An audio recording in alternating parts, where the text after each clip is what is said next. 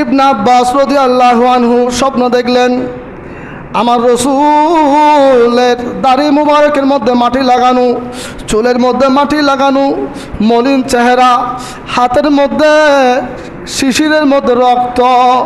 হযরতে ইবনে আব্বাস রাদিয়াল্লাহু আনহু জিজ্ঞাসা করলেন, ইয়া রাসূলুল্লাহ,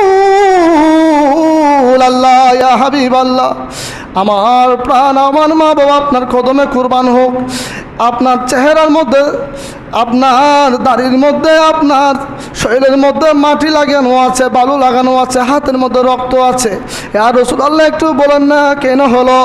বলে, ইবনে আব্বাস শোনো, আজ এখনো আমার নাতিকে শহীদ করে দিয়েছে, আমার নাতিকে শহীদ করে দিয়েছে। কারবালার ময়দান থেকে আমি আসছি, আমার নাতি সহ এবং অনেক শহীদের রক্ত আমি আল্লাহকে এগুলো দেখাবো।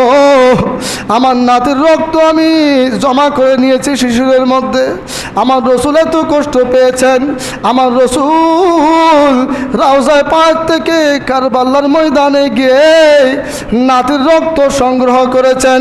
উচ্চ আওয়াজে বলুন সুবহানাল্লাহ। কত কষ্ট পেয়েছেন রসুল পাক।